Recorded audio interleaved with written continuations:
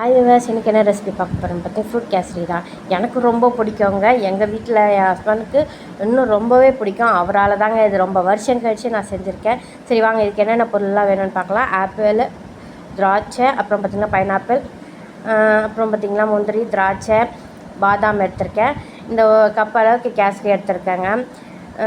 அப்புறம் பார்த்திங்கன்னா டூட்டி ஃப்ரூட்டிலாம் வாங்கலான்னு பார்த்தேன், டைம் இல்லை. சரி இதோட நிறுத்திக்கிட்டேன். அப்புறம் அப்புறம் பார்த்திங்கன்னா செடி வாங்கியிருந்தேங்க, அதை எடுத்து வைக்க மறந்துட்டேன். ஆனால் போடுவேன் கண்டிப்பாக. வாங்க எப்படி செய்யுதுன்னு பார்க்கலாம். ஃபஸ்ட்டு ஒரு கடாயில் எண்ணெய் ஊற்றிட்டு நம்ம எடுத்து வச்சுருக்க ரவையை போட்டு நல்லா வறுத்துக்கலாங்க. இது எதுக்காக வறுக்கிறோன்னு பார்த்தீங்கன்னா சீக்கிரமாக வெந்து வரும். அதே மாதிரி பார்த்திங்கன்னா இது அந்த வறுக்கிறதுலேயே ஒரு டேஸ்ட் வருது. யாருக்கு தெரியும்னு சொல்லிவிட்டு என் கமெண்ட் செக்ஷனில் கமெண்ட் பண்ணுங்கள். இதுமாதிரி நல்லா வறுத்துக்கணுங்க. இது மாதிரி பாருங்கள், நல்லா தெரியும் உங்களுக்கு, ரவை வரப்படுத்து நல்லா தெரியும். இதுமாதிரி நல்லா வறுத்துட்டு ஒரு 5 நிமிஷம் தாங்க மீடியம் ஃப்ளேமில் வச்சு வரங்க. ஸ்பீடாக வச்சிங்கன்னா தீஞ்சு தான் போகும், வறுத்து எடுக்க முடியாது. இது மாதிரி நல்லா வறுத்துக்கலாம். வரப்பட்டுருச்சுங்க. இப்போ வந்து பார்த்திங்கன்னா நான் வந்து சுத்தண்ணி ஒரு டம்ளர், அதாவது ஒரு சொம்பு அளவுக்கு சுத்தண்ணி காய வச்சுருக்கேன். நான் வந்து எனக்கு தேவையான அளவுக்கு சேர்த்துக்கிறேன். நல்லா கொதிக்கிற தண்ணியை எடுத்து நம்ம வறுத்து வச்சுருக்க அந்த கேசரி மேலே சேர்த்து நல்லா கிண்டிக்கலாங்க. நம்ம ஊற்றும் போதே கிண்டணும். பக்கத்தில் ஆள் யாரும் இல்லை, அதனால நானே ஊற்றி கிண்டுறதுனால ஊற்றிட்டு நான் ஒரு வாட்டி கிண்டி எடுத்துக்கிறேன். அதில் ஒன்றும் கட்டி படலை, ஏன்னா மீடியம் ஃப்ளேமில் வச்சுருக்கேன். மீடியம் ஃப்ளேமில் வச்சுட்டு அப்புறம் ஊற்றினீங்கன்னா கட்டி வராது. அப்படி உங்களுக்கு ஊற்றினே கலரை தெரிலனா இது மாதிரி கலரி பாருங்கள், சூப்பராகவே வரும், கட்டி படாது. இப்போ வந்து பார்த்திங்கன்னா அந்த கேசரி நல்லா சீக்கிரமாகவே வெந்துடும். அந்த சுத்தண்ணி ஊற்றுறதுனாலையும் எனக்கு இன்னும் கொஞ்சம் தண்ணி வேணும், கொஞ்சம் தண்ணி ஊற்றிக்கிட்டேன். இதை வந்து நல்லா கட்டி எங்கன்னா இருக்கான்னு ஒரு வாட்டி கலரி பார்த்துக்கிறேன். ஆனால் எங்கேயும் இல்லைங்க, கட்டி சுத்தமாக இல்லை. நல்லா கலரி பார்த்தாச்சு. நல்லா கட்டி இல்லாமல் கலரி எடுத்துக்கோங்க. எனக்கு இந்த கேசரி ரொம்பவே பிடிக்கும். இந்த கேசரி மட்டும் இல்லை, எனக்கு கேசரினால ரொம்ப பிடிக்கும். ஸ்வீட் ஐட்டத்தில் ரொம்ப பிடிச்ச ஐட்டம் எதுன்னு கேட்டிங்கன்னா கேசரி தான். ரொம்ப ஸ்பீடாக ஒரே டக்குன்னு செய்கிற ரெசிபி ஸ்வீட்டில் கேட்டிங்கன்னா எனக்கு தெரிஞ்சு கேசரி தாங்க. டக்குன்னு செஞ்சிடலாம்.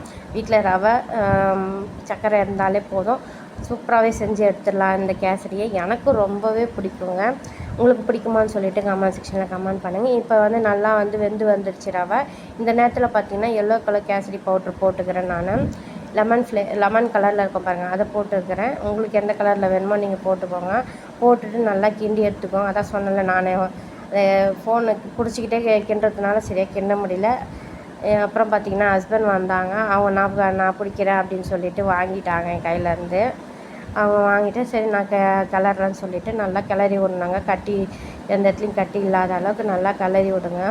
கிளறிட்டு இந்த கேசரி வந்து பார்த்திங்கன்னா டக்குன்னு யாருன்னா வீட்டுக்கு விருந்தாளி வந்தாலும் செஞ்சு கொடுக்கலாம். ஏன்னு கேட்டிங்கன்னா கேசரி பிடிக்காதவங்க யாரும் இருக்க மாட்டாங்க எனக்கு தெரிஞ்சு. உங்களுக்கும் ரொம்ப பிடிக்கும்னு நினைக்கிறேன். நான் செய்கிற மாதிரி செய்வீங்களா இல்லை வேறு மெத்தடில் செய்வீங்களான்னு சொல்லிவிட்டு எனக்கு கமெண்ட் செக்ஷனில் கமெண்ட் பண்ணுங்கள். இது மாதிரி நல்லா கட்டி இல்லாத கிளறி எடுத்துக்கலாம். இந்த டைமில் பார்த்திங்கன்னா நான் வந்து தேவையான அளவுக்கு உப்பு போட்டுக்கிட்டேன், ஆனால் அது போடுறதை எடுக்கலை. அப்புறம் இந்த நம்ம ரவை எடுத்தோம் பார்த்திங்கன்னா அந்த கப்பில் 2 கப்பு எடுத்துக்கிட்டேங்க. ஏன்னா எங்கள் வீட்டில் வந்து பார்த்திங்கன்னா ஸ்வீட் அதிகமாகவே சாப்பிடுவாங்க. அதனால் நான் வந்து 2 கப் அளவுக்கு அந்த சுகர் எடுத்துக்கிட்டேன். சுகர் எடுத்துகிட்டு நல்லா கிளறி விடலாம். இப்போ நம்ம கட்டியாக இருந்தது பார்த்திங்களா ரவை, இப்போ வந்து அந்த சுகர் வந்து கரைஞ்சி அப்படியே தண்ணியாகி வரும். அது பாருங்கள் தண்ணியாக இது நம்ம கலரை பார்த்திங்கன்னா அந்த கட்டியாக இருந்ததுலாம் பார்த்திங்கன்னா அந்த சுகர் மெல்ட் ஆக அப்படியே தண்ணி ஆகிடும். இந்த ஸ்டேஜ் கொஞ்சம் நல்லா கிளறி விடுங்க. ஆனால் அடி பிடிக்காத இருக்கணும்னா கிளறினே இருந்தால் தாங்க. ஒரு 5 நிமிஷம் நல்லா கிளறினே இருங்க. இப்போ வந்து பார்த்திங்கன்னா நல்லா கிளறியாச்சு. கேசரி வந்து பார்த்திங்கன்னா எவ்வளோக்கு எவ்வளோ அந்த இது நல்லா கட்டி இல்லாத கிளறோமோ அப்போ தான் சூப்பராக இருக்கும். இப்போ வந்து பார்த்திங்கன்னா நல்லா கிளறிட்டேன். இப்போ வந்து பார்த்திங்கன்னா 4 ஏலக்காய் வந்து தட்டி எடுத்துகிட்டு வந்துட்டாங்க ஹஸ்பண்டு. நான் தட்டுறையில் நான் தட்டி எடுத்துகிட்டு வரேன் அப்படின்னு சொல்லிவிட்டு அவங்க தட்டி எடுத்துகிட்டு வந்தாங்க. பவுட்ராக இருந்தால் கூட பவுட்ரு போட்டுக்கோங்க. உங்களுக்கு ஃப்ளேவர் பிடிக்குன்னா எசன்ஸ் எதுனா வச்சுருந்தீங்களா, பைனாப்பிள் எசன்ஸ் இருந்தால் ஊற்றுங்க. இதுக்கு வந்து டேஸ்ட் சூப்பராகவே இருக்கும். ஏன்னா நம்ம பைனாப்பிள் போடுறதுனால என்கிட்ட இல்லைங்க, அதனால் போடல. இப்போ வந்து பார்த்திங்கன்னா இந்த ஸ்டேஜில் நம்ம கட் பண்ணி வச்சுருக்க ஃப்ரூட்ஸு நட்ஸ் எல்லாம் பார்த்திங்கன்னா நான் சைடில் வறுத்து எடுத்துக்கிட்டேன், அதை காட்ட முடியல.